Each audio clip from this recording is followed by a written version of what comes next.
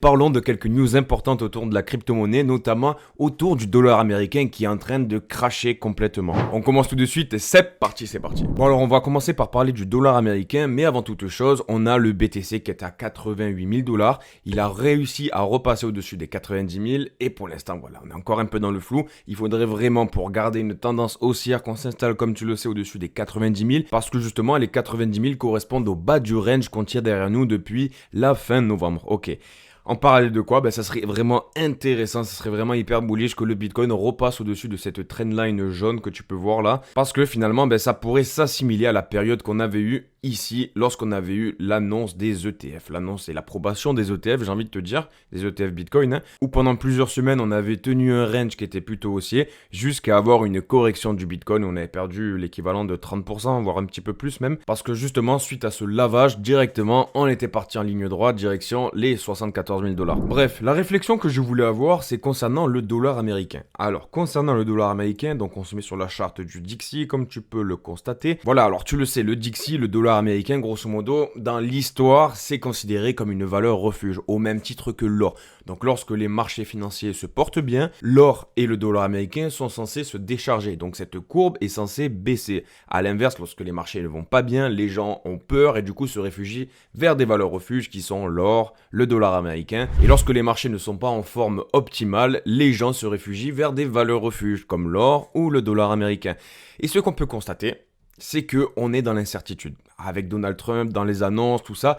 Et finalement, ça vient chambouler tous nos plans. Ces derniers temps, ce que je t'ai partagé sur le dollar américain qui m'a vraiment surpris, c'était que, ok, tu l'as vu, le S&P 500, grosso modo, il n'est pas en pleine forme, tu vois. Il est en train de corriger. On est passé des 6100 dollars direction les 5007. D'ailleurs, il n'est pas impossible qu'il corrige encore. Et si ça arrive, le Bitcoin suivra forcément, tu l'as compris. Mais malgré la correction des marchés financiers, on aimerait à penser que, étant donné que les marchés ne se portent pas bien, le dollar américain devrait se gonfler. La figure épaule tête épaule dont on parlait il y a de ça maintenant plusieurs jours a bel et bien été confirmée. Elle a été approuvée par le marché. Le dollar américain ne s'est pas chargé, ne s'est pas valorisé. Au contraire, il s'est dévalorisé. Donc le marché se casse la gueule et le dollar se casse la gueule. En fait, si tu raisonnes simplement et que tu parles avec les mains, il faut voir ça comme une balance. Tu vois, une balance qui est équilibrée, là, les balances de papier et mamie. Tu as les deux niveaux qui sont à égalité et si tu appuies sur un des deux niveaux, l'autre est censé se relever. Et inversement, tu l'as compris. Et là, ce qu'on peut constater, c'est qu'on est à contre-courant. Le dollar américain devrait normalement se valoriser avec un marché qui se dégonfle. On a Nvidia qui a beaucoup perdu, on a le Nasdaq, on a le S&P qui est en train de faire des corrections. Nous avons bel et bien le dollar américain qui est en train de perdre de la force et ça, c'est bullish. C'est bullish pourquoi? Donc si tu dézoomes sur la charte et que tu te concentres sur l'historique du dollar américain vis-à-vis du monde de la crypto-monnaie, ce que tu constates aisément finalement, c'est que lorsque le dollar américain revenait tester les 100 points et qu'il crachait, et qui tenait pas cette résistance, on rentrait en bull run. On rentrait en bull run et notamment en alt season, tu l'as compris. Et ça s'est passé en 2021, du coup cette période ici là, et bel et bien sur le bull run de 2018. Et ce que tu peux constater, c'est qu'actuellement, et comme tu peux le constater, on a l'impression que actuellement le dollar a envie de venir retester cette résistance des 100 points. Et c'est pour ça que tu as plein de devises qui prennent de la valeur face au dollar américain. Mais nous, ce qui va nous intéresser finalement pour avoir un lancement de notre bull run, c'est d'avoir une capitulation lorsque le dollar américain ira toucher cette borne, parce que je pense qu'on ira. Actuellement, on n'a aucun intérêt de ne pas y aller parce qu'on a des zones hyper importantes, des zones stratégiques à récupérer ici. Une fois qu'on sera dans cette zone, l'objectif, ça sera vraiment de casser vers le bas. Ça pourrait s'imbriquer avec des narratifs que Donald Trump essaye de nous répéter. Il nous rabâche avec comme quoi la réserve stratégique d'or des États-Unis aurait pu être pillée. Du coup, forcément, les gens perdent de la confiance dans le dollar américain. Tu le sais, depuis les années 80, on n'a plus aucune corrélation entre l'or et le dollar américain. Mais quand même, les gens se disent, ok, les États-Unis, ils sont robustes, ils ont de l'or, ils ont une armée, une industrie qui est pérenne, etc.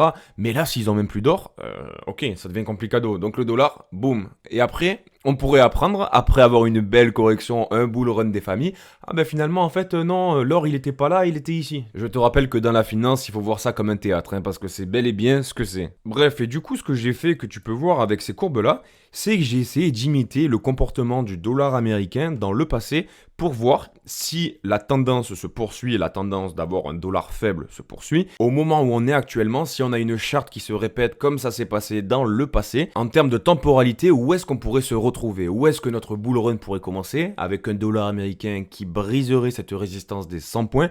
combien de temps ça pourrait durer pour qu'on aille atteindre ce support aux alentours des 90 points. Donc ce que j'ai fait, c'est que j'ai calqué la zone où on est actuellement aux alentours des 104 points. Donc je me suis mis ici sur la dernière correction du dollar américain direction la résistance.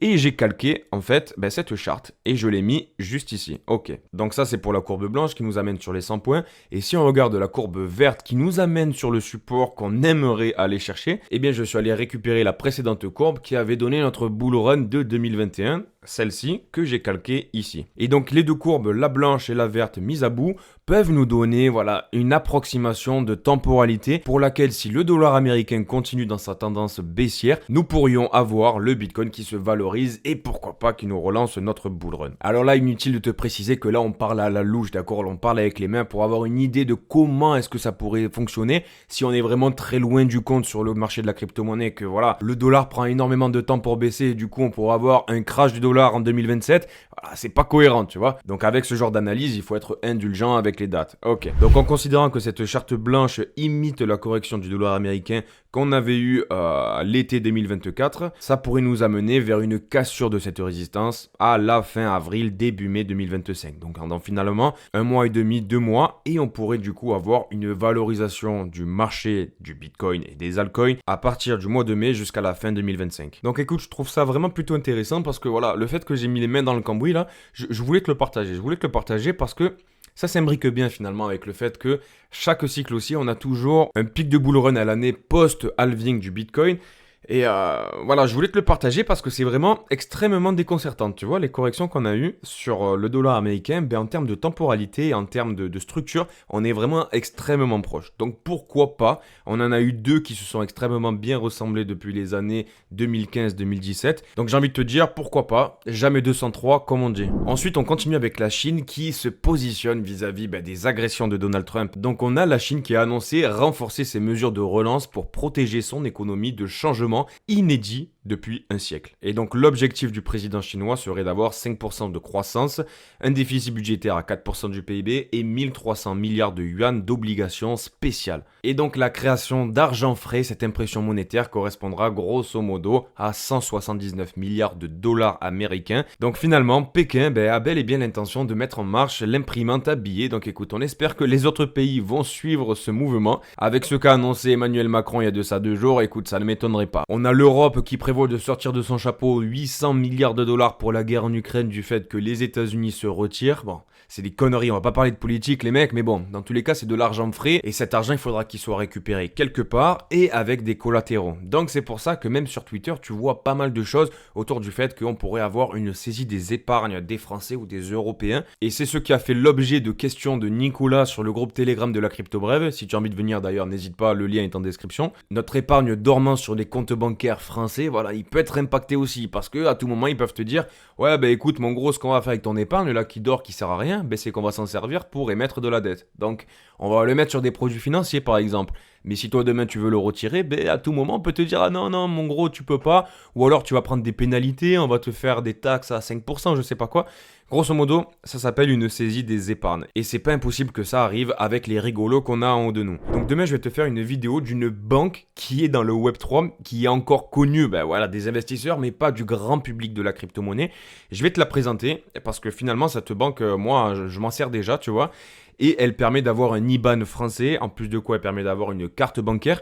Et ce qui est vraiment extrêmement intéressant, c'est que tu es maître de ta crypto-monnaie. C'est comme si tu avais un ledger.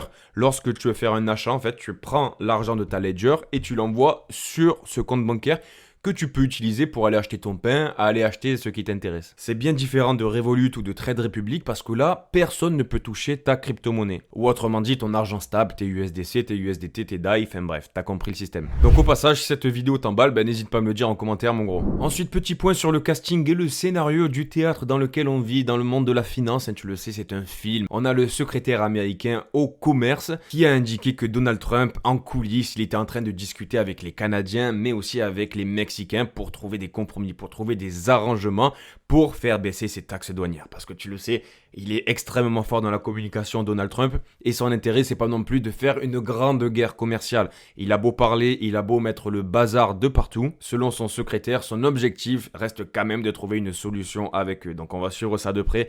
Et voilà, tout simplement, manipulation, pipeau, flûte, guitare, ce que tu veux. Sinon, petit point sur les annonces économiques, ce qu'on peut constater, c'est qu'on a eu des inscriptions hebdomadaires au chômage qui étaient inférieures aux attentes. On a envie que ça fonctionne à contre-courant parce qu'on a eu une chute drastique de l'inflation sur Trueflation. Donc dans les prochains résultats de la Fed, on pourrait avoir vraiment des chiffres qui sont extrêmement positifs sur l'inflation. Ce que je vais te dire, je te fais le scénario du film, hein, mais grosso modo dans ma tête c'est bien clair et tu le sais, on en parle souvent sur la crypto brève.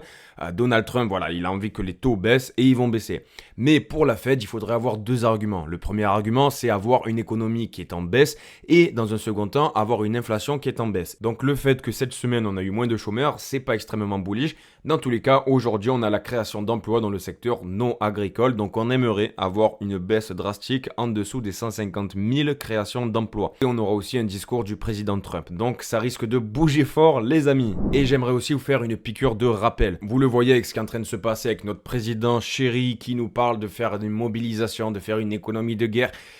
On ne sait pas ce qui peut se passer d'un point de vue économique. Donc, avec l'argent, il faut vraiment faire attention.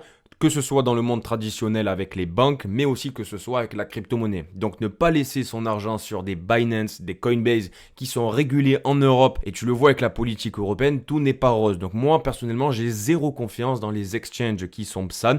Donc je laisse dans un premier temps jamais ma crypto-monnaie sur un exchange. Mais lorsque je veux faire des échanges à gauche, à droite, lorsque je veux acheter, vendre, faire des petits trades, je vais sur des exchanges qui ne sont pas PSAN. Et donc à ce sujet, ça me fait plaisir et je suis content de t'annoncer que j'ai une collaboration qui se lance avec ZoomX, qui est un exchange non PSAN. Donc il n'y a pas de KYC, il n'y a pas de régulation européenne, etc. C'est une équipe qui est carrée avec des frais qui sont extrêmement raisonnables, pour pas dire extrêmement bas. Et dans les quelques jours qui viennent, ils vont offrir 100 $ à la communauté de la crypto brève. Donc voilà, je voulais te le partager. Tu le sais, je fais jamais de partenariat avec des projets crypto, mais là je considère que c'est différent parce que ça n'impacte pas ton investissement. En plus de quoi, si tu utilises mon lien qui est en description de cette vidéo, tu as 20 $ qui sont offerts directement et tu participes au concours pour avoir 100 $. D'autant plus qu'on est 2000 sur la crypto brève, on n'est pas 100 000, donc tu as beaucoup plus de chances de le gagner sur la crypto brève que sur des chaînes YouTube qui ont plus de 100 000 abonnés. Donc on va suivre ça, mon pote. J'espère que cette vidéo t'a plu. Si tu veux jouer le jeu et me donner la force, n'hésite pas à me mettre un petit like, ça pourra m'aider pour l'algorithme YouTube. Un commentaire pour me dire ce que tu en as pensé, ce que tu aimerais voir sur la crypto brève, et abonne-toi si tu n'es pas abonné, mon petit pote. On se retrouve demain pour une nouvelle vidéo. Prends soin de toi, bisous, ciao ciao.